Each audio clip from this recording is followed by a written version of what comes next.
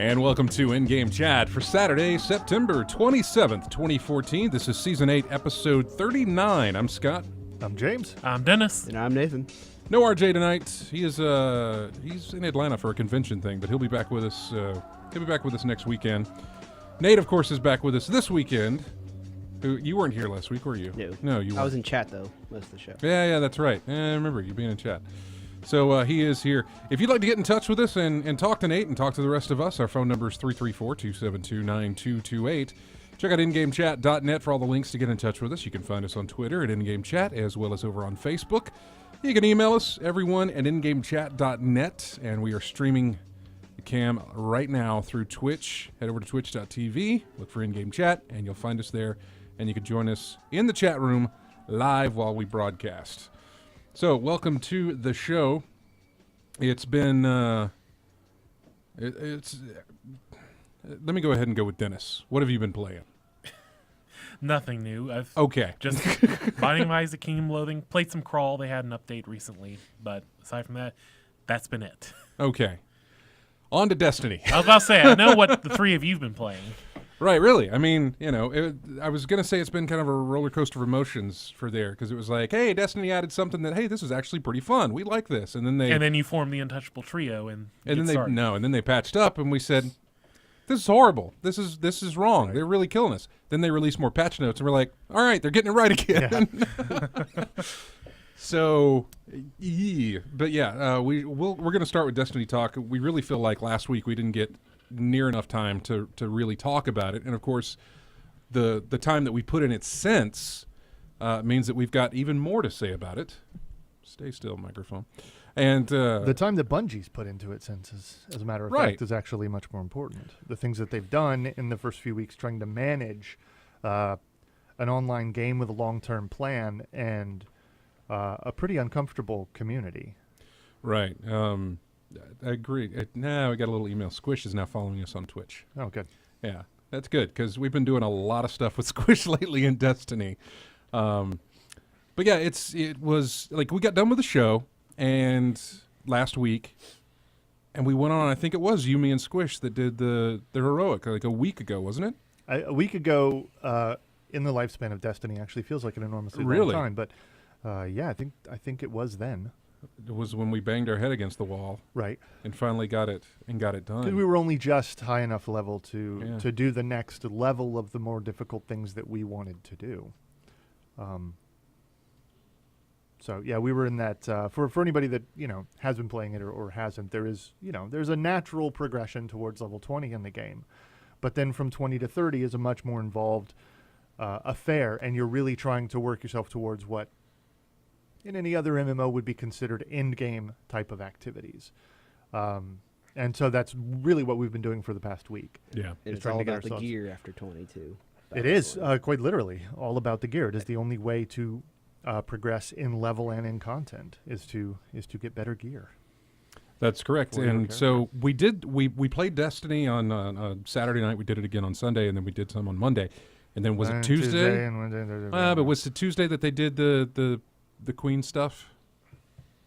Yes. Yeah. All of their content, all of their events, all of their raid saving, all of that stuff, it all happens on Tuesdays. Yeah, so they released They added... I was a little disappointed. I thought there was going to be something to do at the Reef, right, which is the location where...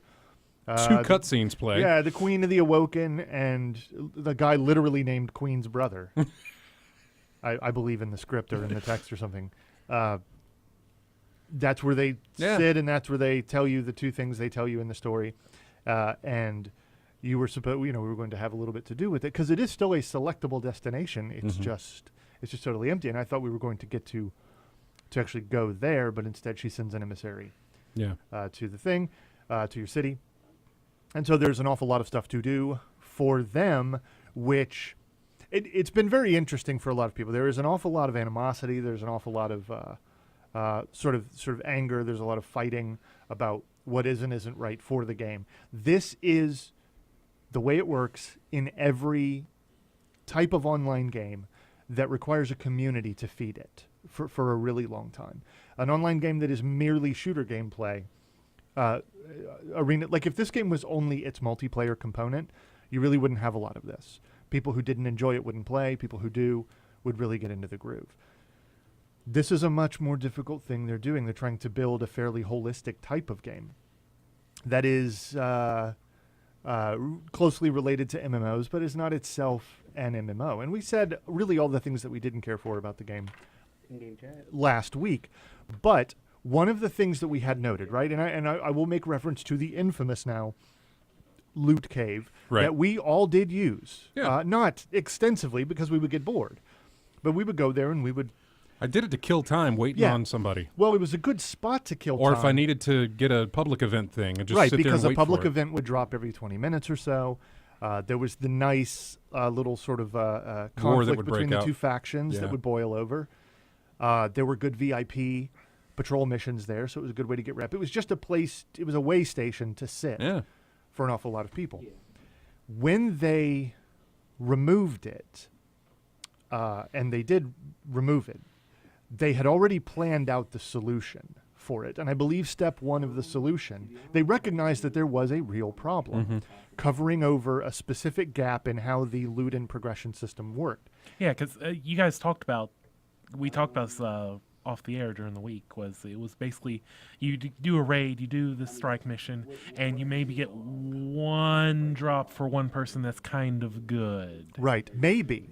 You did it and never got... Yeah, and again, I know it's just my experience. Right, And I want to be very clear about this. I think a lot of people's behavior, a lot of people's disposition towards the game is based entirely on their personal experience in the game. I found that people who were able to dedicate enormous amounts of time in the first couple of weeks of the game's launch and had good results from the random number generator, from the random loot acquisition, had a much more positive feeling about the game. But every aspect of the game required getting lucky, getting very, very lucky. Yeah. With the exception of being able to buy some of your entry-level gear with the marks that you would earn. We talked about last week. This currency that was limited, had a strict limit to how much you could have every week and how quickly you could, there was a limit to how many of those you could have, and you had to have the reputation to do it. It wasn't really what everybody wanted. It doesn't really matter. They added in other ways, other paths for you to get guaranteed gear by doing the types of things that you liked. The PvP system was very fair from the first moment. I think the PvP system actually looked an awful lot like what I thought the cooperative, the PvE stuff should look like. But whether or not that should have been there isn't the point. They have had a difficult time in the first few weeks finding that right balance, finding what it means to have a loot system, a gear progression system, how much those two things sort of go hand in glove, how happy one group of people might be, how disaffected another group might be, and people who have just had an unlucky streak, people who could not necessarily find enough of their own friends to play with, people who didn't want to do the sorts of activities that were available that could possibly get them better gear.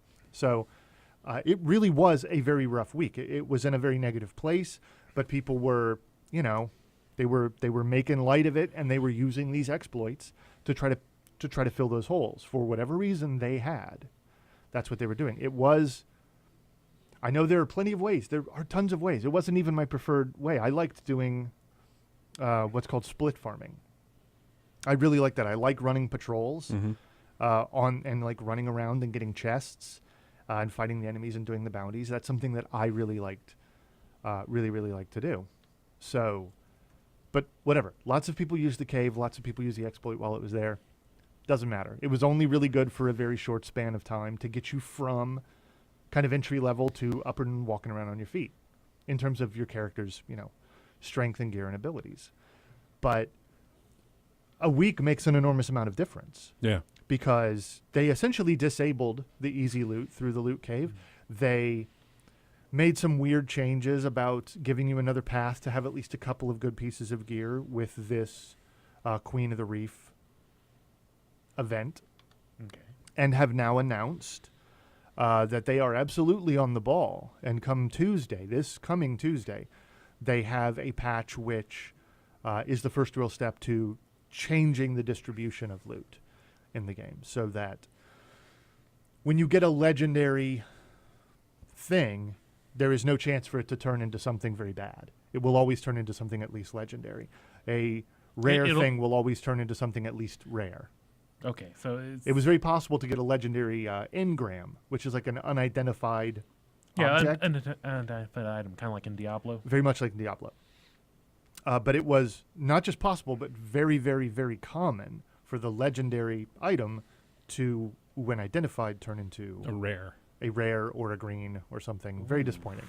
Yeah. Because they didn't perceive it to be the same thing we did. We perceived it to be very much like Diablo, that it was an unidentified item, and it is merely being identified. Clearly, it is a legendary gun. It says so right on the thing. Yeah, it says it's legendary. Orange. It's orange and it goes dong when it drops. But they didn't see it that way. And this is a very strange point of miscommunication. Mm-hmm. It's purple, which means it's legendary. It has a gun on it, which means it's a gun. But somehow they just don't view that as a real thing. They viewed it as a loot bag. That's what the engram was to them. And when you take it to the guy in the tower, the character who identifies it for you, he's not really identifying it. He's just opening the bag to see what's inside. So they apparently didn't quite understand everybody's problem with the issue. But it's a strange bit of dissonance. It's a weird disconnect. It's a really weird disconnect. I think it's whatever. I don't necessarily want to try to get inside their heads, and I don't care. Because they're fixing it. They're fixing it. It didn't take them 2 years to fix it. It took them 2 weeks. They have, whatever else they've done, been very, very quick to recognize what they need to do to realign some of the game systems. I feel like these things are loot game, MMO style game 101, but it doesn't matter. It's very much in the past, nearly in the past. So they're fixing these things so that I can do the things I like to do. I can get together with my friends. I can run their strikes, which are their sort of dungeon equivalent, their PvE-centric equivalent, and know that I've got a fair chance at something good at the end. And even if it's something that I cannot use, I can dismantle it, disenchant it, destroy it, whatever it, to get the sort of materials I need to further upgrade myself. It provides another clearer path for a certain play style. And it is going to satisfy an awful lot of people because there were some people who just weren't happy with what was on offer. They're accustomed to more options in different games of the same rough style. So they are, whatever else they have done, they have been quick and I think fair in addressing how this works. And they're doing some other balancing for things that don't matter as much to me. They are balancing the weapons to some extent to provide better application in PvP, clearer understanding in application, nerfing some things, buffing other things. Right. They're doing their work, and it really does look like they're getting on it. I think it's very tough what they're doing. It is very, very, very, very hard to identify which direction your communities are going to go, how they're going to respond to what it is you've given them. And you may have worked countless hours on certain things that you hope they understand how much you cherish it as a developer and a designer, but they don't care. They don't honestly care about your hard work and where it went, unless it went into a thing that they very much enjoy. Right. Otherwise, to them, it feels like a roadblock. To them, it feels like you're not respecting their time. And whether that's people don't care about the overarching system, of whatever story for every piece of gear you get, or whatever it is. All they care about is like, am I having fun? Yeah, am I having fun? Is getting good stuff fun? Yes. Am I having that fun? I'm really not. I'm really, really not. And again, going all the way back to what I was saying before, and for anybody who's playing right now, I apologize greatly for devaluing your Suros assault rifle. Yeah. But I bought one because the game hates me, and I had to save up my stupid coins, and I bought one, and Squish bought one, and Scott bought one. So, I don't really care. All I know is that gun is awesome, and now I feel completely different about the game. I was doing the treasure trail on Mars and I was up on top looking for a chest, and I heard that distinctive sound of that gun being fired. Ching, ching, ching, yeah, ching, ching, and I ching, look. I was ching, like, ching. yeah, he's got the gun. It was some random in the world doing patrol, but I was like, oh, there's that. I know that sound well because I ran through pretty much everything last night with you and Squish, having that rifle. I was just walking through stuff. I was just like, you guys take care of these. I'm just gonna keep moving. So is this like the noob tube of Destiny? Well, again, this, and I do think this is maybe a more a finer point of the game. It is an exotic weapon, which doesn't mean that it necessarily does massive amounts of damage. That sort of stuff is balanced fairly well. It does mean that the weapon or the item, the exotic thing, has more options, more affixes, more things that make it useful or unique. And many people have gotten it already through playing the game, but there is a vendor who appears only on the weekends who will exchange has a random or a cycling limited supply of things that he will sell you. It's just that this supply, it pulls from the same supply as the drops in the game. So there are people who had this gun, and it is an extraordinary weapon. A lot of fun to play with, very, very effective. It's really neat for certain types of play styles. And that's a type that's really common in the PvE. And now it's for sale. Okay. So a lot of us who have just kind of been hanging out with not something that we particularly like, cannot quite get a drop that we're interested in, and that isn't, really feeding our particular style. This weapon it's a bit of a Mary Sue gun. Like it's a bit too good for what it is. Okay. I will admit. And now we've all got one. So I don't know what to say about that. I know that I had a bad gun before. Now I don't have a bad gun. It's real nice. You're having really fun. Really nice gun. Right, but I think that is a real point. I think, and I'm not saying this is a wrong thing. If you have had a good time, and if you have had what you perceive to be a fair relationship with the game, then I think, and this goes for any game, then you will take measure of that game in a different way than another person. You will address the game differently, and you will consider the game differently, and you will think, no, it's like totally fair, right? And because I got this, and it's fine. But there are other people for whom it is not fine, who have put in lots of time doing all the different activities, and for them, for whatever reason, it has not worked out well. They have not gotten the thing. They have not been in the right place at the right time, and randomness is random, and this is a real thing. But it's important to realize that any one of our experiences is not the same experience that everyone else is having.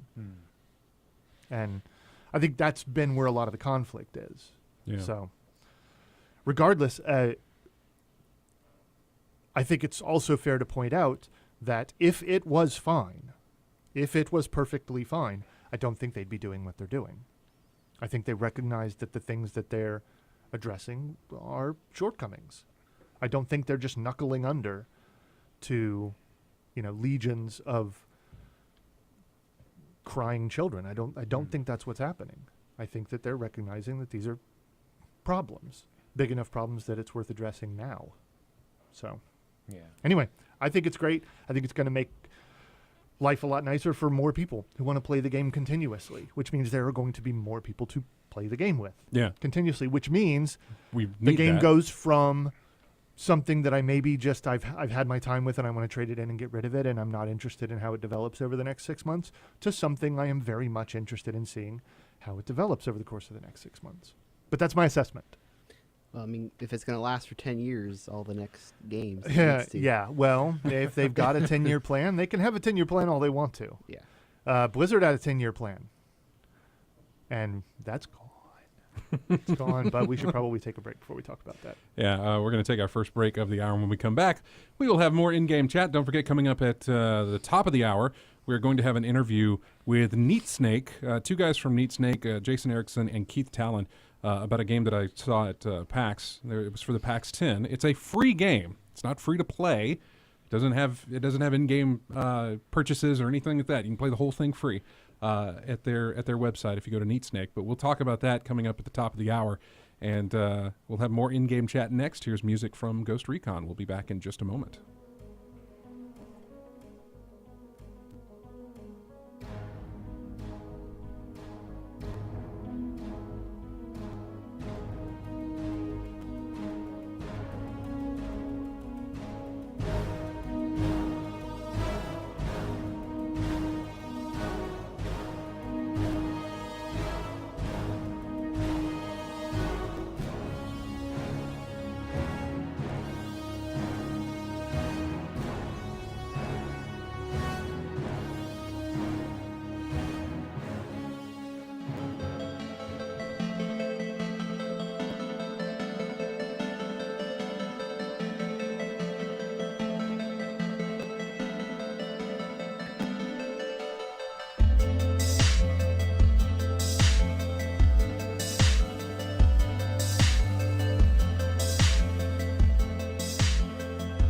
And welcome back to In-Game Chat. That is music that's just simply called Cider Time.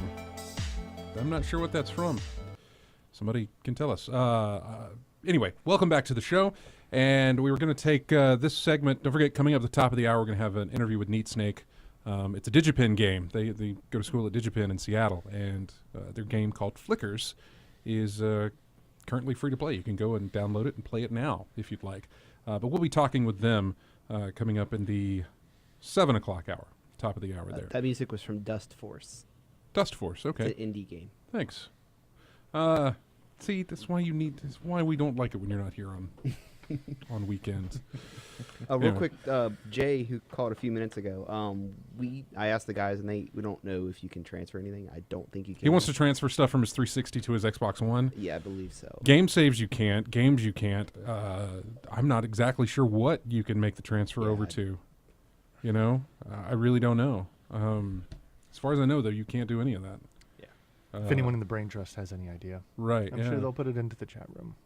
So, anyway, welcome back to the show. A couple of points. I know that W. Matthew in the chat room asked us if we were going to be talking about the Steam changes, and that was interesting to see on. I don't even remember what day it was that they made the change. Was it Tuesday? Monday night, I think. Was it Monday night? Mm-hmm. Yeah, it's just completely changed the store page. I think probably the hottest feature that nobody would shut up about the entire week was the curation section. Yeah, which websites, people, groups, what have you, could set up their own list of here are the games I recommend. Right. Yeah. These are the games you should play. One of the big criticisms against Steam, particularly in recent months, just it seems like, well, people can't discover my game on Steam, which I don't know what that's about. You know, I don't get it from a consumer side because I can find my games. It has to be kind of more of a developer complaint than anything else about their games not getting discovered. I've never seen it really articulate. Just somebody said, discoverability is bad on Steam, and I don't get it. Whatever. This is supposed to help alleviate that. It's basically like you could follow like us on in-game chat. I rarely discovered anything on Steam. It was more something where I would look at my activity list and I would see somebody had picked up something and I was like, what is that? So I'd click on it. That's exactly what I did. That would be my discovery, but I wouldn't actually just go out and, browse the store to find something interesting. I'd have to look through other people's stuff. Yeah, that's why I didn't get it. It was like I didn't get the buzzword essentially. Like what is discoverability? And the most I can track it down to is like just devs complaining about the fact that their games aren't selling as well as they would like on Steam. It's possible. I see an awful lot of individual people talk about the amount of mess on Steam page, though. I mean, I have seen plenty of just normal people on the internet complain about what they perceive to be a lot of cruft on the Steam front page, and I don't actually know. I've never felt that way particularly, but largely because I never used Steam as a path to discovering new games. It never was that for me. I would always discover the games elsewhere, and I know how to type its title into the search box. Yeah, or I have a news feed I can, right. Here's games that are coming out here. Okay, right. Well, this look interesting. Yes, no, maybe. It just struck me as odd, but this is part of that. I just took it as Steam like, okay, you're complaining about discoverability, right? Okay, you do it. You put the games you want profiled out here. We'll put a section on the front page here for curators. Top curators get on there and have at. Yeah, right. We've got a Steam group. In-Game Chat has their own Steam group, and feel free to join it if you'd like. And I set up In-Game Chat's curator or curation or whatever you want to call it. I set that up as well, and it'll feature games that we've talked about. If they're on Steam, it'll feature those games. Universe Sandbox is on there, or any of our favorites of the show hosts that we can do. Dennis, I know that you're now active or activated on the group to where you can add in your games that you would like to add. Yeah, I added one so far. Okay, which should be well. The we had to have 10 in order to activate the whole thing. Okay. So we had to have a little display line of what we are, and then we had to have 10 games in order to get the ball running on that. And so I threw in 10, a mix of some of my favorites and a mix of some of the people that we've had on the show before. As as some of the games we've made suggestions on. But that'll get filled over time, and we'll add to it as well. So. To reach into the chat room just on that topic while we're still there, AC Wraith says what I do like is the new search page with the sort option for the release date and ad filters. This is for Steam, by the way. So this is not entirely just about making those specific changes to discoverability, but giving individual more tools to actually sort through and look at the things they like. And Squish points out that front page time has enormous effect on sales numbers of individual games. It does. I mean, I remember when it's a small little thing. This happens all the time. But I remember when I bought. I'd been looking forward to Gunpoint, and the developer had said, like I get more money if you buy it on my site. So yes, come to my site and buy it. Within the first hour, he was like, okay, that's enough people buying it from my site.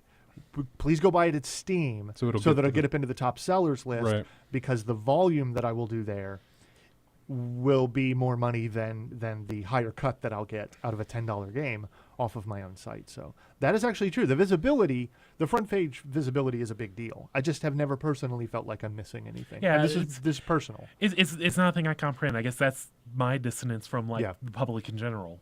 It's just I don't understand. I don't go to the front page to look for a game. I think a lot of people do. When you look at the numbers, the steady inflation of Steam user numbers, the people who have gone to either Steam through the app or just shop through steampowered.com.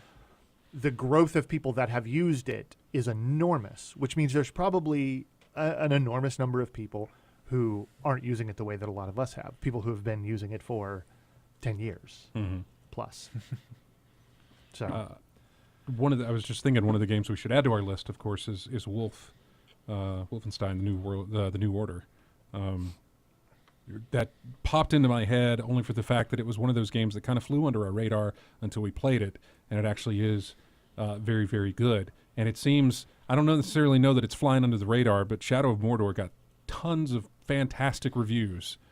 Just, was it yesterday was yesterday when the review embargo was up for that? It was. It was yesterday or Thursday? I believe it was Thursday late. Must have been Thursday late, and everybody was reading them on Friday, yeah. Yes. And we've been talking about that game pretty much since I got back from PAX and got a chance to play it. We've brought it up on the show at least once, and it's, I want to say, not necessarily doing its job, but it's having an impact, because we talked to one of our listeners last night, played Destiny with us, and we talked to him before he traded in his game, and then we talked to him right after he traded in his game. Yeah, he was Starstealer Blake. He was. He'd kind of been along with us, but he was a little bit further behind. And he finished out his story. He did a few things. He had his level 20, and he was right at that point when the reviews started coming out for Shadow of Mordor. And he was like, "Man, nope. I don't want to be here right now. More than I want to be there." So he walked away. He did the trade in, and he's going to be picking that up. So, is that something you're going to be grabbing for Tuesday? No. Yeah. No, I don't think so. Tuesday has other things for me. I for whatever it's worth, at the very least, I'm going to give.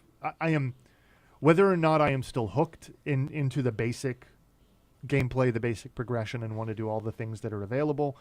I want to see how the changes shake out in Destiny. Yeah. In Destiny for this next week, and there are. Let me ask you a question.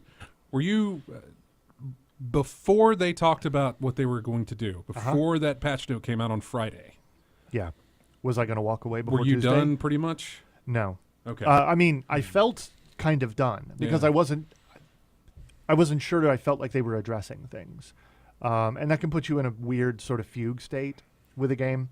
But like I say often, I have done this many, many times. And I understand that the early days, the early moments, the weeks, and sometimes months of an MMO can be very rough, or of any online game can be rough. And I just was still more curious than frustrated, if that makes sense. So, and now I'm even more curious. But I was not quite done. I would have given them another week regardless. Yeah. Just to see what they had to say, to see what other people had to say, to see what the population numbers did, just to see what things looked like. I think that's only fair. But everybody has to make their own decision for that. For some people, it's an entirely different game. But beyond that, I have other things to do on Tuesday anyway. I have other games to play, things that a thing I didn't get an opportunity to talk about last week, but that I will plug briefly is that the next beta stage for Elite Dangerous is being pushed out on Tuesday, and it is a significant, a very, very significant update. It broadens the gameplay significantly. It adds an awful lot of new features. It completes the construction of certain parts of the game that have really been there in idea only, and I'm extraordinarily excited to see what happens when all of that is pushed out. So Shadow of Mordor, I think, from what I understand, has got a really good PC port or a really good PC version, which means delicious Steam sales. I haven't played it, obviously. Well, I have a little bit at PAX, but I haven't played it enough to make the only one that's played it. much of an assessment. But the reviews, I'm very happy for Monolith to get that kind of recognition and nice something good for them, right? And because we know that they can do great stuff, and I think that this is something that they can help them. Yeah, they are always at the very least doing interesting things. Yeah. Whether that works out for your tastes or not, and it doesn't always for me. But they have also done some of the things that I have loved best. So I don't really yearn for this game, but it looks good. You know? Yeah. It looks like if you had it, you would get a great deal of fun out of it. Yeah, I think so. And I'm hearing, a dozen or so hours of gameplay, semi sort of open world, but not incredibly. Really fun and involved, good system. What are they? The Nemesis system? The Nemesis system seems to work out fairly well. Strong combat, influenced heavily, doesn't even begin to cover it, by the Arkham games, the Batman games. Traversal and movement. Feeling an awful lot like Assassin's Creed. There are worse influences to reach for and pull into your game. Those are really good, and those two things have risen to their levels of popularity largely based on those core systems. So to take them and put them into a world that is theoretically more interesting, add your own fun system to it, pin the whole thing to the ground using what I understand is incredibly genuine Middle-earth lore, right? Like, if that's your thing, yeah, looks like a good package. Seems to run well, evidently plays well, good ideas. It's sitting at mid-80s, mid-high 80s on Metacritic, something like that, 86, 87, I think, currently. So sometime past Tuesday, when it gets in the hands of actual people, you ought to be able to see some real coverage. You'll be able to see gameplay videos on Twitch. You'll be able to interact with people who actually have their hands on it and have no stake in it being either good or bad. And you can judge for yourself. And you can judge. Yeah, currently sitting at 84. They can judge for yourself. But yes, 84. That's Skyrim numbers. Yeah. That is exactly Skyrim numbers. So. All right, so go ahead. Off the top, I did not know that studio, they did Matrix Online. They did. Yeah. They did. That was talk about doing something. Did you play that? No, but you did. I did. Yeah, I remember seeing it at the first PAX. They had a huge section of the dealer's room, which was about 6 or so of this room here. It was tiny room. Right, yeah. But no, I played that. I remember. Gosh, I'm trying to remember 2005. some of that. Yeah, I remember playing that. Yep. I did not know that was a Monolith title. Yeah. Yeah, that Condemned. Yeah. Fear. Yeah, the first Condemned, which I liked. The first Fear, which I liked. The first Blood, which I liked. They did Blood and Blood 2. And my personal favorite, which will never see a release again, is Tron 2.0. Man.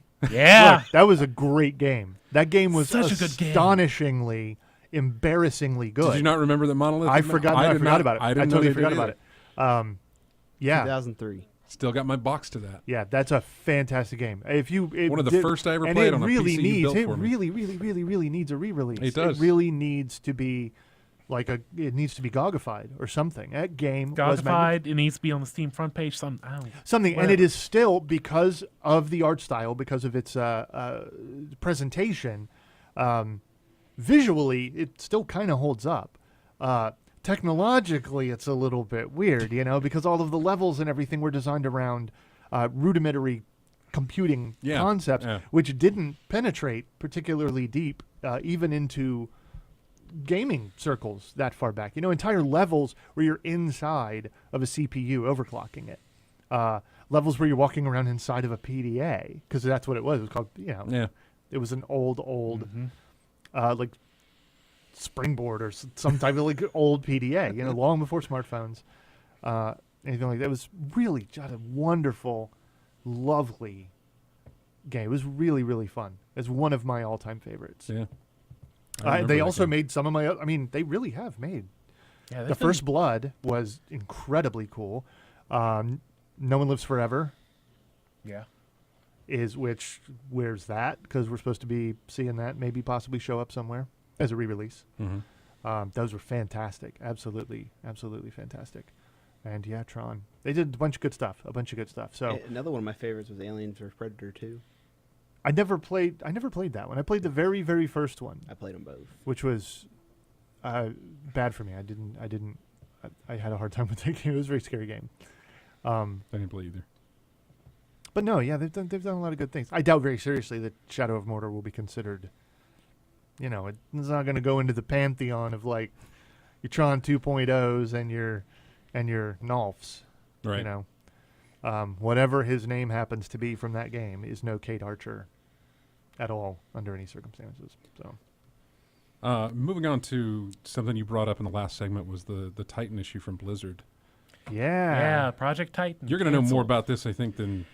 Well, I don't think anybody knows everything, right? Because it's Blizzard. Yeah. Right? Yeah. All we know is there was this thing they worked on for years called Project Titan. That's it. And it was supposed to be. It was meant to be their follow-on to World of Warcraft, not WoW 2, right? It became well understood that whatever Titan was would be going in a new direction, would be forging new paths, implementing new gameplay systems, and World of Warcraft would continue to just sort of go off in its own direction. This was going to be another pillar, but it was meant to be the thing that took over for World of Warcraft as the firm central pillar of Blizzard's online gaming.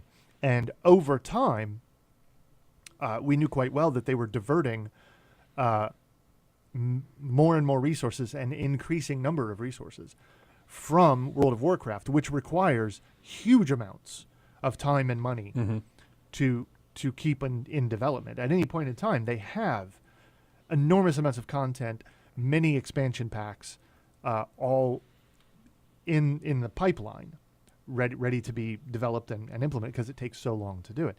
But they were diverting a lot of their talent, a lot of their creative, and a lot of their money to make Titan. And this project is now 7 years old. 7 years. Around about the time when Blizzard admitted that Diablo 3 for the PC was terribly broken, horribly broken, was around the time they said, we're going back to the drawing board on Titan. We're going to take a step back. We're going to stop hardcore active development of this thing, and we're going to just take another look at it and weigh our options. And I find this interesting, and this is only my personal theory, but if you look back now 15 years to the continuous development of their titles, Warcraft, Diablo 2, World of Warcraft, StarCraft 2, Diablo 3, all of this stuff, you can see that they would always experiment with an idea, with a system or with a mechanism of some sort. Yeah. And it would be in sort of a juvenile form in one game. And then some other game would take that idea and sort of blow it up and base their whole thing on it. A lot of the early BattleNet stuff that they were toying around with Diablo is a lot of what turned into the underpinning for knowing how to run an MMO with World of Warcraft. And a lot of what they did in World of Warcraft translated into Diablo 3. It's very, very easy to see a lot of what they learned there that was then put into Diablo 3. And looking at Diablo 3 with the garbage that was their loot table and the auction house. The auction house and the loot rolling and distribution systems, all of that stuff. I feel very clearly that they were trying to lay the groundwork for concepts that were being implemented at a larger level in Titan. And they saw how very badly they worked in Diablo and knew they were going to have to roll it back, and probably realized that among other things, among probably many other things, were so central, so core, or things like them were so central to the design of Titan, that there was simply no way to make whatever it was work. I think somebody had an unusual amount of insight and said, we got to just stop this. This will never make us money. I will say this, though, about it. You also got to think about this. Not only was the whole Diablo thing happening, they're also running World of Warcraft. StarCraft 2 is going on. They were also making Hearthstone. Right. And Heroes of the Storm. Right. And, they were already cutting back on Titan. And I definitely think that they kind of felt like they had too much going on at that time. They may have. It may have been that they had too much going on. But if you look at the distribution of who was working where, all of the best and the brightest, I guess, is a cliche, but probably reasonable way to say it. Titan was a thing. It wasn't a tiny project. It was meant to be something big. And I think you make a good point, because I think they realized we can have many smaller pillars instead of an enormous juggernaut central pillar. And you know what? People don't really want to leave World of Warcraft. There are other MMOs out there that do newer systems that have gameplay elements in them that are far more modern. And if that's your thing and you don't like World of Warcraft and what it has to offer, then you've already moved on. But they're going to reach a fairly low limit of people that will probably never leave WoW because of the types of things that it really emphasizes. Well, so the Warcraft lore is, Well, not just the lore, but it's got what people consider to be ancient gameplay systems, because it's rudimentary, stationary. Yep. It doesn't look dynamic. World of Warcraft combat does not look good in a video. You're never going to make a sizzle reel of that stuff because it looks bad. Old Republic combat looks good. Guild Wars 2 combat looks good. WildStar combat looks good. But these things are all emphasizing visual techniques and presentation that World of Warcraft does not care about. There is a feeling, there is an element to the feedback and the actual representation of what you want to happen in game in World of Warcraft that isn't anywhere else in any other MMO. It is clean, it is fast, your input, your movement, your management of your character and what you want to see happen is paramount always. Animations will always take second place. Flashy movement will always take second place. They're much better about designing firm systems, which means the people that love Arena the way it is, they're going to stay there.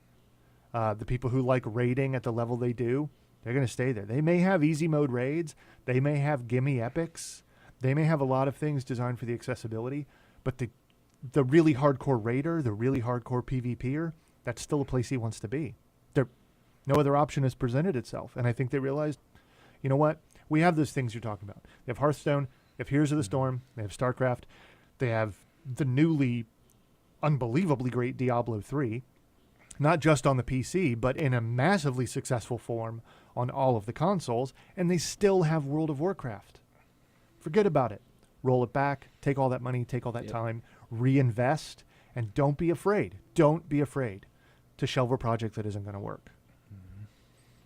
I like to think that's what they've done because I think it presents the best outlook for where they as a company will go in the future. If Diablo 3 is any indication of what they're capable of in terms of moving from an anti-consumer to a pro-consumer stance, there is a good chance that is exactly what happened with Titan, whatever it was. And it's a one day. I don't know. 10 years from now, maybe we'll get a story. Have you been? I wouldn't have done this, but as far as the community, that community of people for World of Warcraft or anything, Have you heard what their thoughts on this are, or what the kind of community vibe of how the WoW community feels about Titan? Yeah, I suppose they're playing WoW. They don't I know care. they don't care. They don't really care. If it showed up and it was just if it was vote for Pablo amazing, all your dreams come. Vote for Pedro amazing, like all your dreams come true, everything you possibly want. Most brilliant thing in the history of the world, they would care. But right now, you know what they care about? They really want the next expansion pack to be good. Yeah. And they don't want to spend 14 months in the same content loop. That's all. Because World of Warcraft is really fun to play. And if you've been playing for 6, 8, 10 years, you have investment and you have friends and you have people. And even if they're not playing right now, I promise you in, 5 weeks? They will be again. They always come back for an expansion. Everyone always comes back. Speaking for yourself, are you? I'm speaking for myself and everyone I know. Yeah, exactly. I wouldn't be buying into it. I would not have bought into it were it not for the people I play with. Yeah. So. All right. Well, we're going to take a break, and then when we come back, we've got our interview, a pre-recorded interview, you should say, from Neat Snake. Two guys from there, Jason Erickson and Keith Talon. They've got a game called Flickers. They've actually got some other games as well, all of them free to play. And we've got a pre-recorded interview coming up for them. Normally, I give out some Steam keys or whatever for copies of the game, but this game is completely free, and you can go and play that. So we'll be back with that and more of In-Game Chat coming up next. Here's music from Riven. We'll be right back.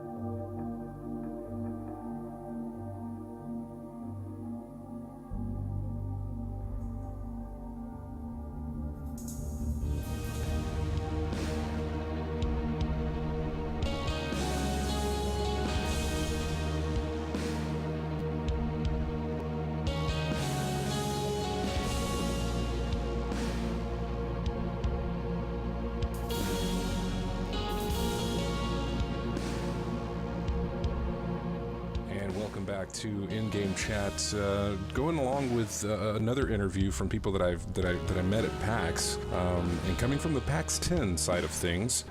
This is Neat Snake, and Neat Snake are Keith Talon and Jason Erickson. Keith, Jason, thanks for being with us. Thanks for having us. This is great. Give me a little bit of history about the two of you. Keith, we'll start with you. What's your background? So I moved out to Washington actually to attend DigiPen. Like 3 years ago. I'm a computer science and game design student here at DigiPen in my senior year. And Jason and I have been making games together since our second semester of freshman year. I actually met him in the line to have my photograph taken at DigiPen for my student ID. Oh, okay. And Jason, is yours much different than the background of his? I actually grew up, DigiPen Institute of Technology, where we go right now, is in Redmond, Washington. I actually grew up here like a few blocks from the school, so I came in, but yeah, like Keith said, we met really early on, and then we've been making games together for about 2.5 years now, something like that. And what are some of the games that you guys have made so far before Flickers? We made our first game was not our name was not Team Neat Snake. It was Team Super Effective. Team Super Effective, which it was not. We made a game called Short Circuit, and it was first game basically. Right. And that was actually the first game that we made. Then Flickers was our sophomore year, so right after that. We became Neat Snake and made Flickers. And then actually more recently, interestingly enough, we made a game called Coffee Break, which is a multiplayer brawler. And that was at the DigiPen booth at PAX. It's also available on the DigiPen website. Or at neatsnake.com. Yeah. Flickers, and I assume Coffee Break, is a free-to-play game that has no microtransactions, has no, in-game purchases or anything like that, correct? We have no means of taking your money in any way. Yeah, we're actually explicitly not allowed to. So the DigiPen actually owns all the games that its students create, and they explicitly make them available for free. So how long is this going to go on? I mean, when we make games for DigiPen projects, that'll just always be the case. Well, when we're out of DigiPen and making games just kind of on our own, then of course we can kind of do whatever we want with them. I mean, at that point, I'll actually have to worry about supporting myself, and be in the same boat. So yeah, we'll be charging something the next time we make games after graduating. I was going to say, I mean, you get noticed by PAX and get selected for the PAX 10. That's, we've had a few PAX 10ers on before, and they've gone on to do some really good things. Twisted Pixel comes to mind prominently. Oh yeah, Twisted Pixel, they're great. Tell me about Flickers. Tell people about Flickers. What is Flickers in your words? I mean, I've got the back of the card here, and I've got my time playing with it. But give me your take on the game, because you guys are the creators. Yeah. So Flickers is what I like to call a short story in video game form, along the lines of something like Flower or Journey. And it's a 2D platformer, kind of an abstract platformer where you jump between these little sparks of light that we call flickers through these painterly landscapes. And the aim of Flickers is to have kind of an emotional arc without telling a conventional story with dialogue and characters and things like that. How did it come about? It came about when we were actually in the middle of making our previous game, Short Circuit, and I had like the past 2 years of my life. This is Jason speaking. The past 2 years of my life before that had been kind of crazy and tumultuous, and I just had this thought of like I want to try and take like the emotional experiences I had over the last 2 years and turn them into a game.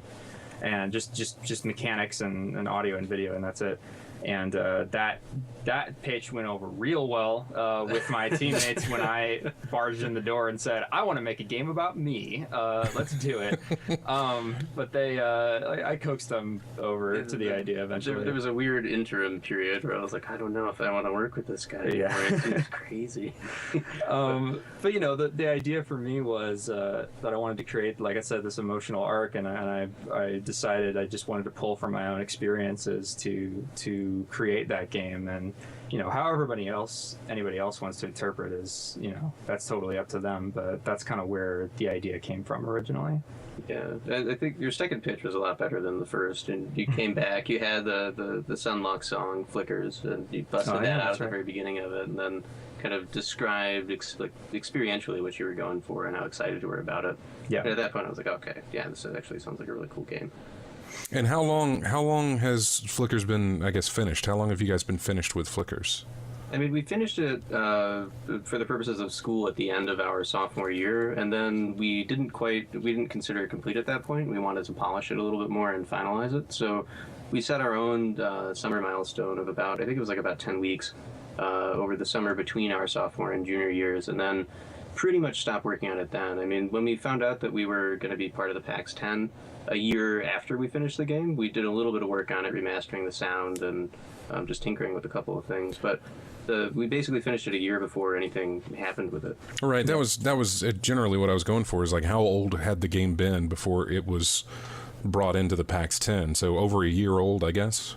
I will say that the PAX 10 was a surprise for a number of reasons in that case. Like, we had kind of like moved, we were super proud of Flickers, but we had kind of moved on from that. And then suddenly, oh, hey, Flickers is in the PAX 10. What? Okay. All right. Cool. And so when you guys got the word of PAX 10, I mean, how did that happen? We got an email from one of our professors actually talking about it, and I remember seeing the notification like in my computer and just kind of not really thinking about it, and then my brain was processing it after I had seen it. Wait, PAX 10? What? PAX 10? And so we just got this email saying Flickers was in the PAX 10, and don't tell anybody. A month later, we were finally able to talk about it, and yeah, it was really really amazing, like a huge honor that we got that. Yeah, I mean, like I actually wasn't really clued into my email that day because at the time I was working for Project Fun. It's like a game development day camp that DigiPen runs over the summer. So I was teaching there, and the email came out about like a couple or a few hours prior to the end of my workday. And then that same professor actually walked into my classroom and was like, "Oh, have you heard the news?" And I was like, "What are you talking about?" And then, she broke it to me, and I basically just dismissed my class 5 minutes early and called Jason, and then we like gushed to each other, and we were just really dorky. Yeah. How was the reception at PAX? It was great. Yeah. It was really positive. People were really into the game, and we had a pretty steady stream of players just coming up to check it out and hear about it. I was thrilled. Yeah, and it's funny because as a this was our second year showing at DigiPen or at PAX. Last year we were just at the DigiPen booth, and I've noticed that at PAX, I mean, most people aren't going to tell you that your game is terrible, but you can usually tell the difference between the man, that was really cool, and the yeah, good job, guys. Like, okay, well, I know you're not really into it, but your game has a great personality. Yeah, exactly. It's very unique. Interesting. But most of it really was, it seemed to me anyway, really genuine enthusiasm. I was really excited about it. Yeah, I guess it's something, I was able to walk around. I spent most of my outside of the appointments I had, basically Monday was free. I had a little time in between appointments to just walk around, but Monday was completely free for me. And I spent most of Monday in the Indie Mega Booth or Floor 6, which is where just so much stuff was that was unique and not necessarily had some of them had a line, but well, I guess maybe not a line per se, but like a crowd. You could just stand in the crowd and watch the game rather than have to wait in a line and play it. And I think a lot more people that were, rather than there to show off their game, were eager to pull you in and have you play their game, which is one of the things I liked about both the Mega Booth and both Floor 6, was that people would just pull you off to the side and say, "Hey, are you interested in this? Play this." Which is one of the things that Keith didn't really pull me off to the side, but noticed I was taking an interest in his game and came over and talked to me. And I tried to keep coming back and keep coming back, saying, "I don't have time right now, but I'm going to come back." And I sat there and I played a while and I watched people play, and they didn't go in, get the idea of it, and then go away. They stayed with it for a good while, or at least the people that I did, and I stayed with it myself. Once I got the mechanics down, because I don't know. Obviously, flickers may not appeal to everyone. It probably, there's certain people that it may appeal to, and there's certain people that it may not appeal to. But it falls into a good wheelhouse of mine, which is atmospheric. What's the other word that I'm trying to think of? Not meditative, but puzzle-ish. I would say, and it had that pull of, I have to figure out how to get basically across the screen, and of course it invited new aspects of how to do that, of how to be able to do that other than just the first couple of screens or the first little tutorial level, I guess you could call it. But and it really drew me in, and it started feeling like there was a story, even though this says through a combination of sights, sounds, and gameplay, Flickers aims to create an emotional arc without telling a conventional story. Explain that. I took a lot of inspiration from Flower specifically. Journey is a lot like this too. Okay, well, see, there you go. You've obviously, you've easily tapped into a wheelhouse of mine, which is and that's exactly the kind of comparison I was looking for, was Flower, Flow, that game company's type stuff. So yeah, and Flower, what struck me specifically about that game was that there's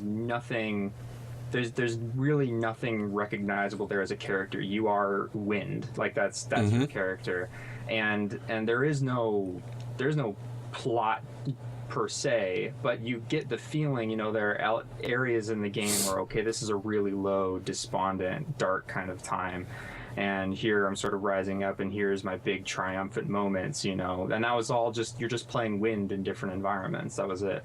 And I thought that was really inspiring, and I wanted to try and tap into the same kind of thing. So, yeah, Flickers, there's no written anything. There's no text except for like the credits, basically. But there are high points and there are low points, and it's not just what you see and what you hear, but it's also kind of how you play it changes depending on the atmosphere that you're in. Yeah, I think it was. I can't remember. I think it was Jason who was watching me play. Yeah, I think, and made a point to say that it was interesting that I left one of the other orbs behind. Yeah. As I was going through there, and you had said something to the fact that everybody else who had played were trying to be cooperative with the other orb that was helping me get across to help it get across and also go through the portal with it. Right. I really wasn't trying to not do that. I thought the whole point was for me to get from one screen to the other screen, or from one side of the screen to the other side of the screen, regardless of who came with me. It never even occurred to me that I should wait for the other orb to come across rather than just finding out how I could make myself get across. I suppose selfish, but but there was still this sense, because you introduced these what are they? I'm not sure what you call them. I think we call them companions internally. Well, not the companions, but the brown what are they? The brown sparks, or the brown things that the hazards? The hazards, okay, you call them that. Well, the orb was the same color as the hazards. And it gave me a sense of not necessarily that this is my enemy, but that I'm on my own journey and you're part of the things that are not good for me. I see. That's really interesting. And it was not that I need to bring you along or that something bad's going to happen if I do. It was just that I'll use you for what I need, but I'm not bringing you with me. And that sort of changed whenever you gave me the other companion. Mm-hmm. Which, oh really? Yeah, you which felt like more of an affinity to the second companion. Yeah, I felt like, okay, we're working together on this, and I'm not exactly sure why. I wish I could remember back to think about why I was doing that, but yeah, I felt a connection to that companion to where we've got to help each other get through this, and I want to bring you along with me. Which is a strange thing. Yeah, I know. It's fun to have that interpretation. It's fun to be able to go through a game and be able to make that my own choice. Exactly, and that's exactly the kind of thing that I wanted to go for. If you abstract the story out enough, people can start to read in their own thoughts and ideas into it, instead of just being told, this is a friend of yours. That like I said, most people didn't leave that companion behind because they thought they were supposed to always get it, but it's always, you're totally able to leave it behind. And it's interesting, the few people that do, sort of seeing their thought process. A lot of people actually think they are supposed to take it along until there's this moment of realization, like, I think I can just go. Mm-hmm. I think I can just leave it. Yeah. And then they just take off, and I love that those sort of emergent responses can come out of a design like that. Are you currently working on your next game? So this year is a little bit strange for us. We lost a large portion of our art team because they graduated last year, and then a lot of our developers wound up getting internships and otherwise things that would get them credit for a game project class at DigiPen. So Jason and Robert, our tech director on Flickers and Coffee Break, are actually going to be dedicating themselves to doing that mobile port of Flickers, along with another project that I'll let Jason talk about. And then, since I'm interested in getting into production professionally, I've started a new team. So we're still working closely together. We're actually just all situated in the corner of a room in Tesla that serves as, or in DigiPen that serves as a work lab. It's called Tesla. But I'm going to be working on a downhill racer on hoverboards with a Tron-esque light trails mechanic. We don't actually even have a name for it yet, but we're prototyping and we're pretty excited about it. Hoverboards and Tron, that's a good combination. Yeah, it seems pretty cool. We've got like some music going for it now, and kind of like all of our concepts are beginning to come together, which is always a really exciting time in game development for me, when ideas are beginning to kind of coalesce and become better defined. But Jason is actually just working on the port of Flickers, and we'll be doing something else next semester. Yeah, that's just I'm just, like Keith said, I'm just spending the semester working on that, just some technical stuff. And then next semester, I kind of like starting about January. I think I'm probably going to be working on a mobile game of some kind.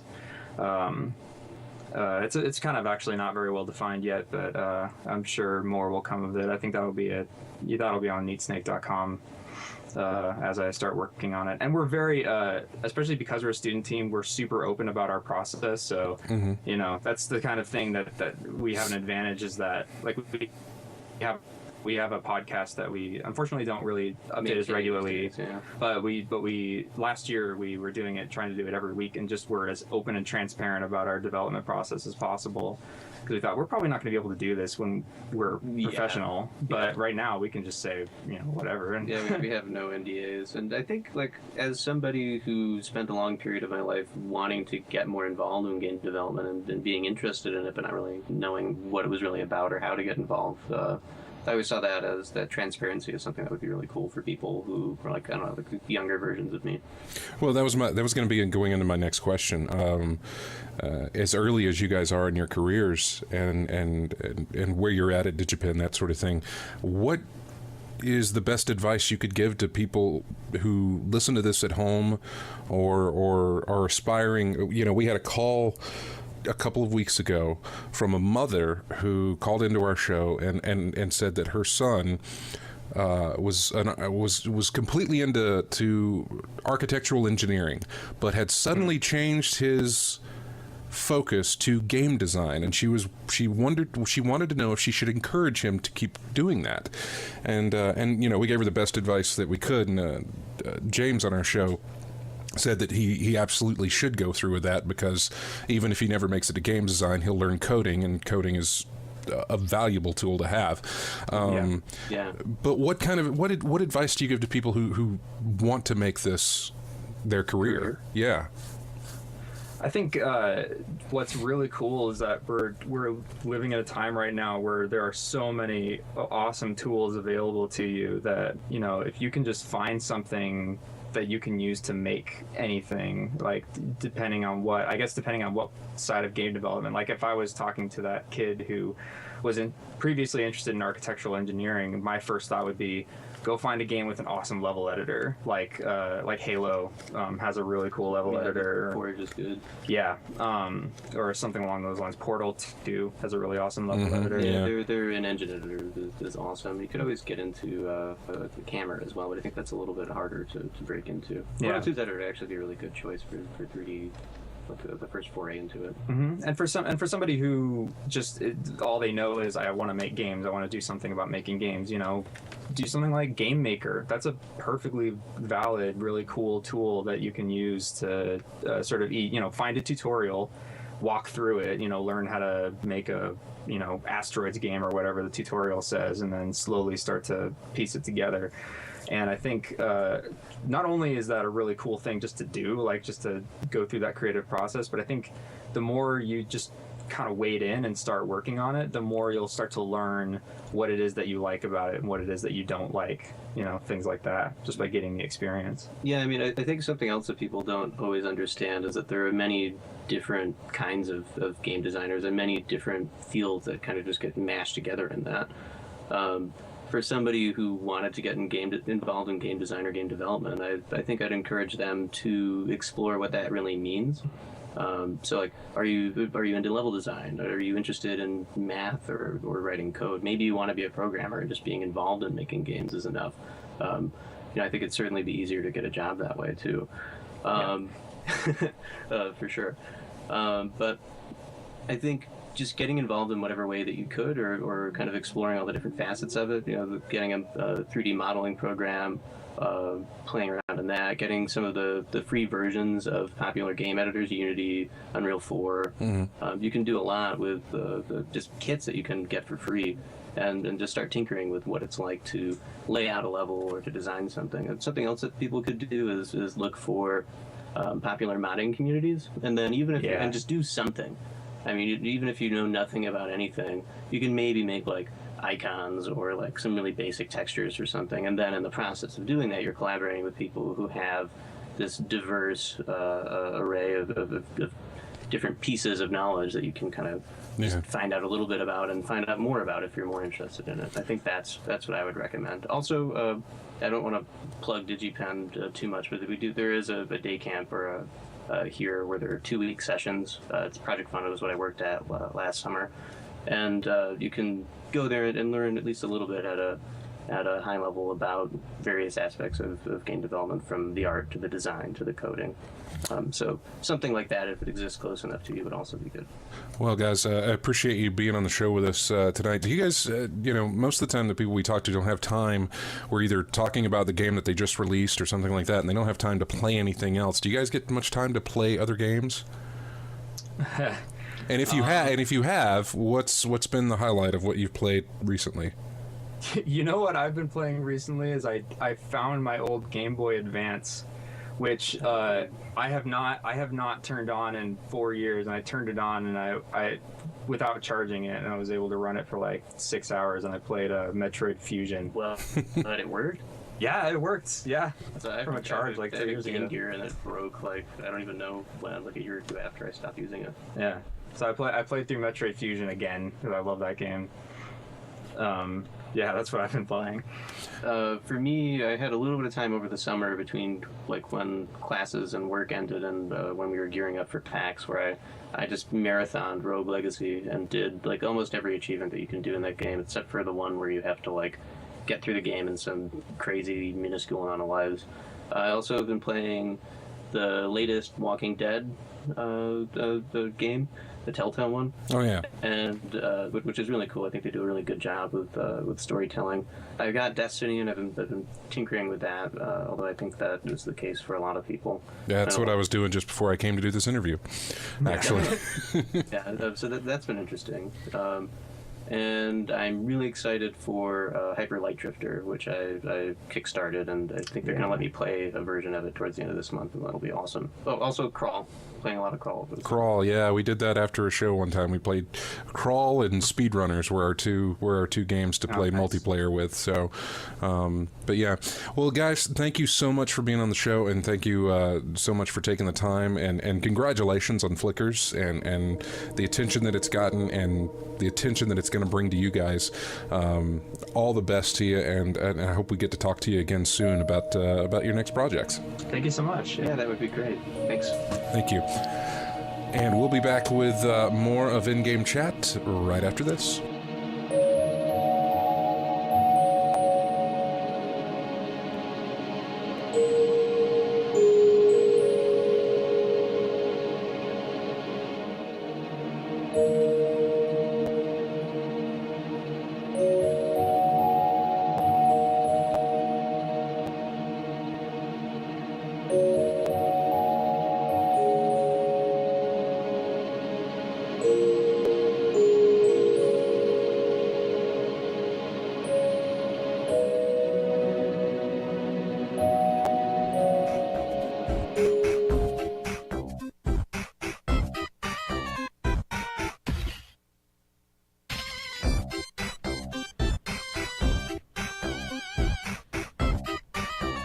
And welcome back to In-Game Chat, music from Sonic the Hedgehog 3, provided to us by RJ. Welcome back to the show, and our final segment here. By the way, if you're watching through the webcam, you could see, during that whole interview, you could just see us talking, and the topics ranged from more Destiny to Matrix Online to... bathroom lights. Yeah, bathroom lights downstairs, and just different topics altogether. And one of those Nathan brought up about Drive Club, which releases, what did we say, next? Not a week and a half? Yeah. Yes. Yeah. Right, because it's going to be part of the PS Plus offerings for October. A week from Tuesday. Right, it'll be the, those are always the first Tuesday, the first week, but the first Tuesday specifically in any month.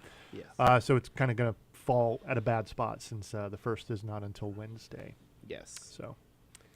And But yeah, that's finally here. Like, that's just been an idea. Which it was delayed as well, correct? Like tremendously. Oh yeah, it was originally going to be a launch title. Yes, it was going to be your first PS Plus free game. They wanted to compete against Forza 5 on Xbox One, and they wanted to compete against that, and they couldn't. And so they had to delay it, and then it was delayed until February, and then it got delayed even further. Which I think in the that. long run, it was probably better that they delayed it because, I imagine so. I think people who wanted the PlayStation already were going to have the PlayStation. Yeah. Now they're at a point in time where it's the game is probably a little more ready for prime time. I just mean sales number wise. That game for Xbox wasn't gonna make or break it big time. Sure. The only thing I feel really bad for is just people who really want racing titles. Yeah, and there's been one? I think that's right. 1 or 2. For what? For PS4? Next console. Next-gen consoles? There's been Forza 5, and then that's all, folks. Need for Speed. Yeah. Need for Speed. 2, yeah. So there you go. Right.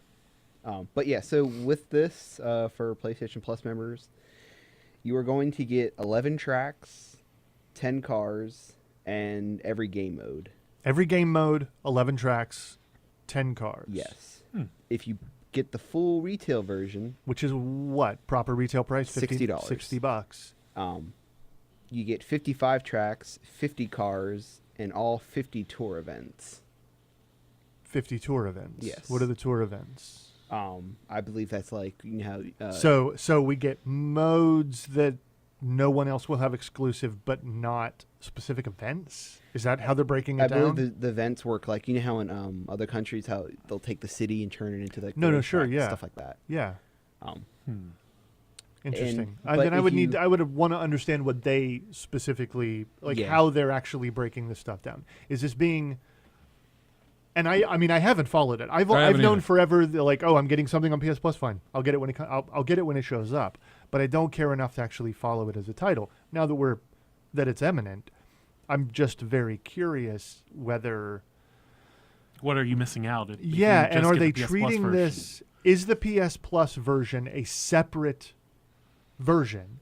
Or could you interconnect with somebody else? Could you Right, is it just going to be me and all the other PS Plus owners? Or... is it going to be a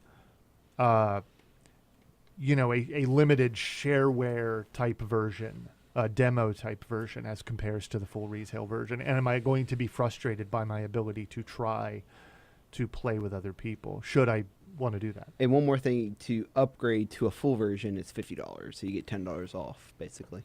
Right. Now, is it still true? And anybody that might know the answer to this, I don't know. I remember reading some question about this, that, the PS Plus, whatever version, if you upgrade from the PS Plus version, is that, what was it? Was it it still didn't count as proper ownership of the full retail version? Like it was still considered the PS Plus version? You just own everything in it? And that is all treated like DLC that you purchase for a free PS Plus game. You know what I mean? Right. Like that all of that deactivates if you let your PS Plus lapse. If you let your PS Plus lapse, even though you spent the money on it, it would still be triggered, or it'd still be calculated in your library as a part of a freebie. And it's like, well, nope. You don't have the freebie anymore because your subscription has lapsed. Therefore, all of the extra money you spent is of no use whatsoever. So I'm not sure. I don't know if that is... That would be a different paradigm from what they've done with PS I know Plus so far. I know that briefly that was... Well, but this distribution model is different really than what they've done. Yeah. With the exception of the fact that that's how DLC works for PS Plus games. You get a PS Plus game for free. You buy the DLC for it. But if your Plus subscription lapses, the core game access lapses. You know what I mean? Yeah, no. I know that briefly it was like that. I just don't know if that was...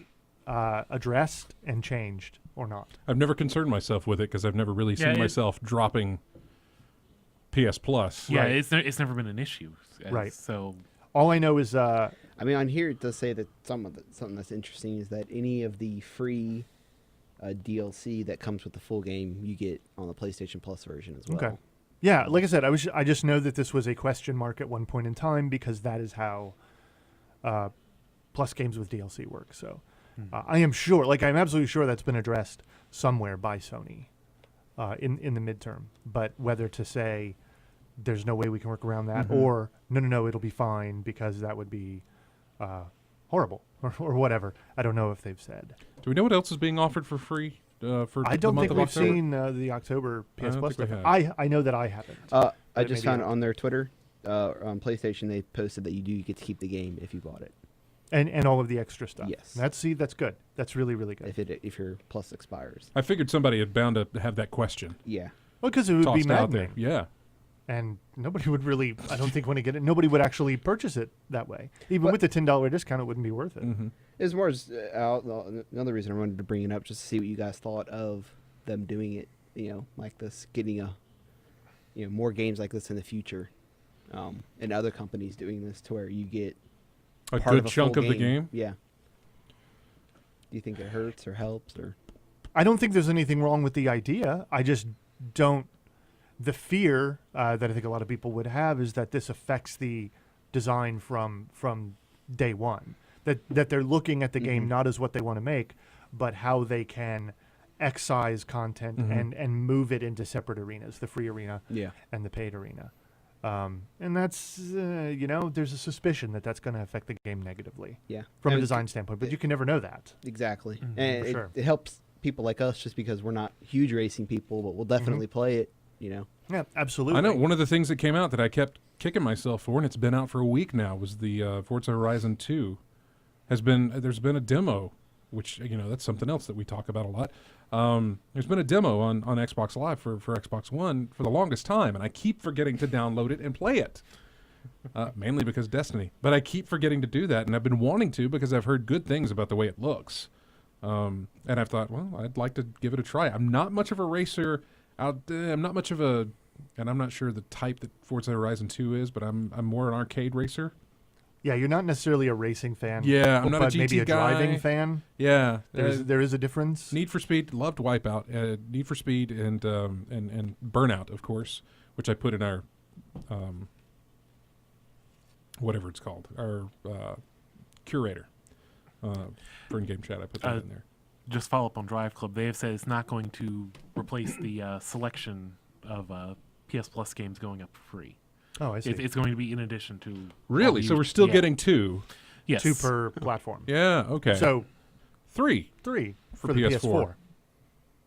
Interesting. Bad. I'm curious what those other two. They ought to be showing up any time now. They Yeah. usually show up about a week out. They said about October 1st when they're going to... I always look forward to this because it's like 2 new games from a PS4. That's always fun. Yeah, 2 new games from my Vita. I've got all of the systems. So Speaking of my Vita, I've used the remote play for the first time this week. Oh, you did? Wow, Yeah, that's really? right. You were remote playing Destiny. Yeah, I shouldn't But really talk about it on the show because I came to work with my Vita and played Yeah. Destiny. but long distance remote Yeah, play, not no. just the 20 from minutes, the other side of the house. a completely different city. I keep it on at the house, and then I brought the Vita here because this is really the only. You really need a good connection to get something going with that. Right. And even my connection at home, sending it up, my upload at home was not the best it could have been, and my download here was Your right now PS4 is connected wired directly connected at home. Yeah. And they recommend it be connected wired if you're doing that. Right. Now, if you're in the same, if they're on the same Wi-Fi network, if you're in the house, It's not whatever, really a problem. different room, that's Well, fine. The PlayStation puts off its own Wi-Fi. Yeah. And but yeah, I was sitting in that little room over there, and sitting there, I've done that quite a few times from work. taking like- care of any bounties I had to do, or just sitting next to the cave while people were knocking stuff out and If going and anything, doing whatever. I used to play a couple games on and I would just do it just to log in. If I didn't have time to log in, when I got home and I stuff. tell you, just do man, when just it to did log it, in it's when I sat in there and I saw Destiny's title screen come up on my Vita. It was one of those I'm living in the future moments. It was just amazing to me. As if the Vita itself is not enough of the future. Right, I know. It's the fact that I'm playing on my system at home. I'm playing a game that is not a handheld. It's Right. not.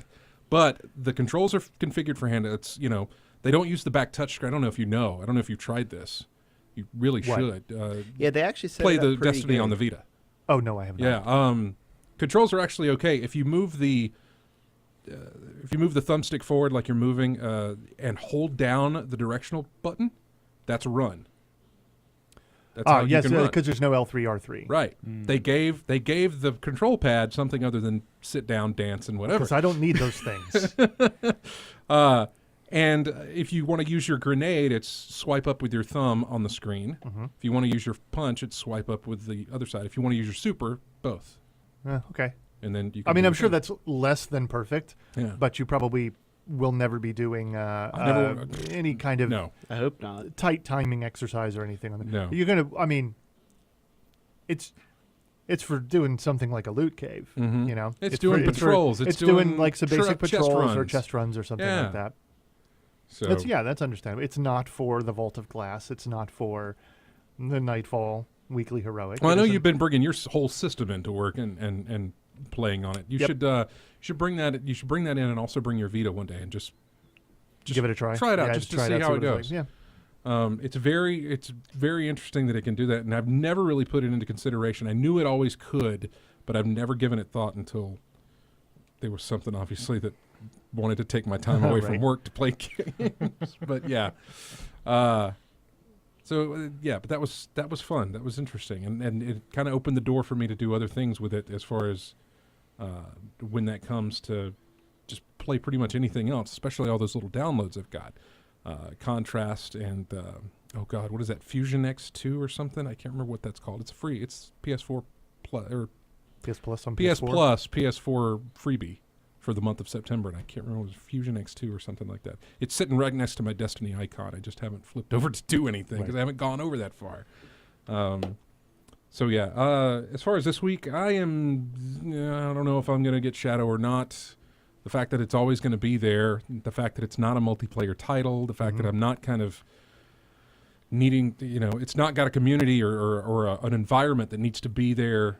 You will still feel drawn to something like going to. even no matter what's going on, you are not quite ready to separate from Destiny to go I spend know. time, about a week solid, dedicating yourself to a single player. I don't think you're quite in the mood for that. I don't think I am either. There's a great deal on Green Man Gaming for the PC version of the game. Knocks it down to $37.50 if you're interested for the PC version of it. They've got a promo code you can use, and it takes it down to $37.50, and that's at Green Man Gaming. It activates on Steam, for those of you that are worried about that, and so yeah, it's They're not passing out those codes yet, though, are they?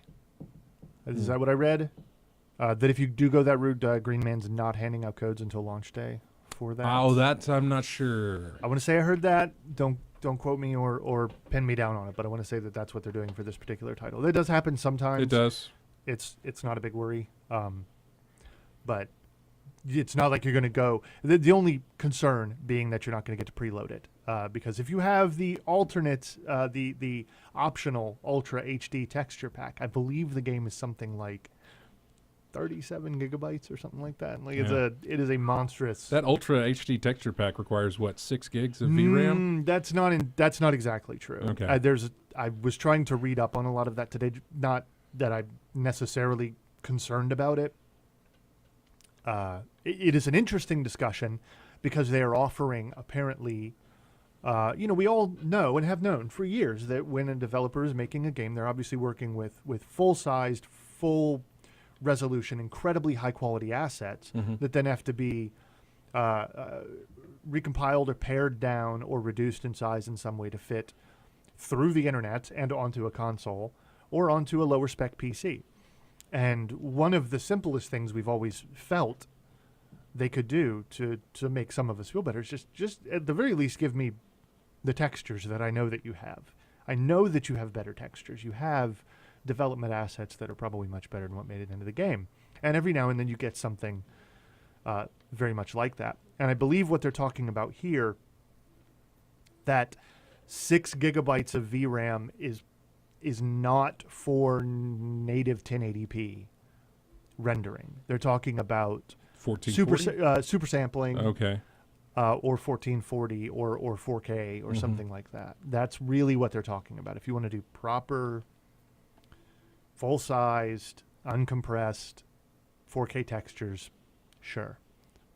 6 gigs of VRAM, which is all of, I don't know how many cards in production currently even do that. None in the machines of anyone I know. No.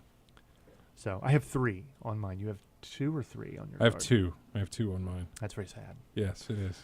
That's very It is. sad. But like Sorry. W. Matthew said, I got a 680. He's like, oh, you should probably upgrade. You should to be, the, you're like 2 Yeah. generations back now. Yeah, So and the 970 comes with 3 or 4. I want to say, I think it's 4. I'm not going to say. I don't know. I don't remember. I think the 970 comes with 4, and they've but got. that's for texture information, for super sampling, Yeah. for pushing a lot of things really, really far forward. Having lots of memory on your video card so that it can handle those large assets, those large textures is a big deal. And it's an option that they're presenting. Unless you're particularly bothered by the idea of having an otherwise great looking game tell you that you're merely on medium settings. Yeah. It's nomenclature, it's kind of just words. And I know it's mocking. I've had this problem in the past. I've been mocked by games many, many times in the past. But I don't think it's going to be a big problem. I think once people get it in their hands, it'll be, this is strictly for the super sampling, game players, the very, very hardcore, very high end, the guys who do everything they can to make the prettiest screenshots they can and put them into the screenshot highlight threads online. So. Watch Dogs. Yeah, same. It was very, very similar type of thing. So It was. yeah, I don't know. I mean, I see no problem getting it. I really, really don't. I'm kind of in that space myself. I just know for sure I'm very interested in Destiny. I really, even if what happens next week in Destiny is super interesting, objectively, what's happening in Elite is more interesting for many, many different reasons that apparently none of you people care about because you're all horrible people when you don't fly in space. Just didn't even know it existed until you brought it up. Yeah. I don't know how it slipped by or whatever. I don't know. Oh, it's so good. It's so good. Yeah. But that moving into that beta phase, and it's worth pointing out that this is the 30th anniversary. This week is the 30th anniversary celebration of the Elite series, and so they are giving away the original Elite for free, the 1984 release of the game, absolutely for free. And they're doing a lot of celebratory things in the beta phase of the current game to kind of acknowledge that, and going into the second phase of their beta as a part of that, and are still evidently on track to do a full and complete retail release this year. I was totally expecting them to say that, it's a soft date. 2014 is a little soft, but whatever, maybe 2015 or something. But they're not kidding around. They look like they're absolutely on track. Well, we know what you'll be doing next week, Dennis. Am I gonna when we have the show next Saturday and I say, hey, what you been playing? Is it gonna be the same thing? Yes, it's gonna be the same thing. It's gonna be more Binding of Isaac because. What are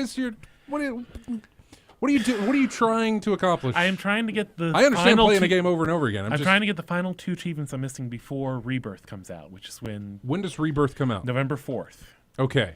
I've been working on this for about a month now and haven't pulled it off because it's the ones I'm missing are getting the 100% for. You should really stream everything. this on our channel, man. Your attempts to do this, you should really stream it. No, I think it's just on me just being angry and saying words I can't say right now. No, that's fine. That's all it will be. I think that's compelling viewing. Have you watched people on Twitch? That's how you get like 1 billion followers. I think you should. No, I don't know. Maybe. Yeah. So that's what you'll be doing. Yeah, that's what I'll be doing is trying to finish that out and playing some more Kingdom of Loathing. I might start up some Shadowgate because they released that a while back, and so now that they have the Shadowgate for Babies mode, I might actually be able to get somewhere in it. Nate, anything new for you? More Destiny? It'll be Destiny, and I might try one of the other free games I have on PlayStation. Right. And or I might play 2033 again. I might start getting back into that a little bit as well.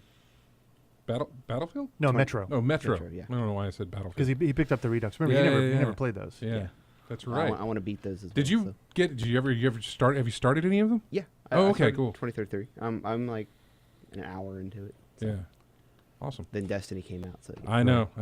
I would also say that not to apologize for it, because I don't think there's really anything to necessarily apologize for, but it doesn't. 2033 doesn't have a hook at the beginning. It is. I hate to do this. I always really hate to do this, but it's like you gotta give it a minute. It's not that they failed. It's that they were trying very specifically to do something that is uncommon. Mm-hmm. You'll see in Last Light that it's some of the design decisions moved a little more closely towards like let's get the ball rolling, let's get moving. This is a shooter. We want to get you doing that, and it's all about this. 2033 has entirely different sensibilities, and it's unique in its expression of those sensibilities. So just as fascinating with that is if you ever, and you may already know, but for people who don't, is to look up the story behind the developer of that, and I can't remember their name at the top of my head. Yeah. God, I can't remember their name. You're looking it up, but because we're bad with names. I know. And you're going to tell it to me, and I'm going to be like, yes, that's who it is. Those guys, that's right. But look up the story Love all behind their them, games. especially for Last Light, because they were having to like secretly smuggle in dev kits and stuff. Oh yeah, something like that. Yeah, there was like a whole Great Escape story. Yeah, about their pizza components and their trying to and everything make a game. Yeah. Deep Silver. THQ. Yeah. Deep Silver's the publisher. Or I'm sorry, 4A Games. Huh? 4A Games. Yeah. Because it was a THQ game, and then of course THQ, imploded, exactly. exploded, whatever they did. Yeah, and then Deep Silver got involved. Yeah, and made sure that actually still happened. And Last Light is one of those strange things that just has no business being as good as it is, and looking as good as it is, and coming from from so much adversity and so much questionable stability and such a relatively small team. I mean, that's that can be done. It has been done. I don't want to say that it can't be, but it was a pleasant surprise. It was a very, very good surprise. Both of those games are very good. I recommend them highly. I don't recommend the original 2033 on the older consoles. I do recommend at least trying the original 2033, the unreduxed version on the PC, because it's super cheap, and definitely looking at the Redux stuff if you have one of the newer consoles. They're both splendid games, really a lot of fun. Well, I want to thank everybody in the chat room for joining us. AC Wraith, Build 195, Lavos, Duke Frucum, Callie Synth, Leopold Kane, also Sever 17, Squish. We'll see you in a little bit, Squish.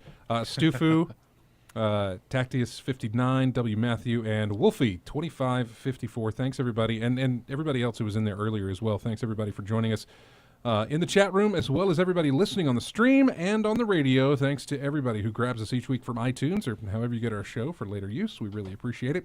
Head over to ingamechat.net. You can join us on Twitter, Facebook, our forums at colonyofgamers.com. Subscribe to our YouTube channel. And if you're on Steam, we've got a Steam group and a curator thing going on over there. Subscribe to that, whatever you do to the curator stuff. I'm not sure. But you follow it. Follow it? Okay. Yeah, follow curator. It's kind of like you can follow games now as well for like game announcements. Interesting. Showing your activity. I really, I pay attention to Steam as far as like, is that game out yet? Okay, let me download it and play it. I rarely go into the depths of that. Is it out? Is it on sale? Is it on sale? Exactly. Thanks a lot. That's really all I need to know. I don't get all your newfangled social integration business. I know. I'm old. I don't know. I trust you all. I trust your insights, and I trust the development of this platform, that it is moving in the direction that everyone demands. Yeah. I will see you at the next sale. Yeah. Next week on the show, we've got an interview. It will also be pre-recorded because they're 8 hours ahead of us and would not be able to do the interview live. But it is Frogwares talking to us about Sherlock Holmes Crimes and Punishment, which releases on Tuesday this week. Played a little bit of it this weekend, and we'll be talking about that next week as well. So thanks, everybody. Have a great week, and we'll see you next Saturday. Here is music from Rainbow Six 3.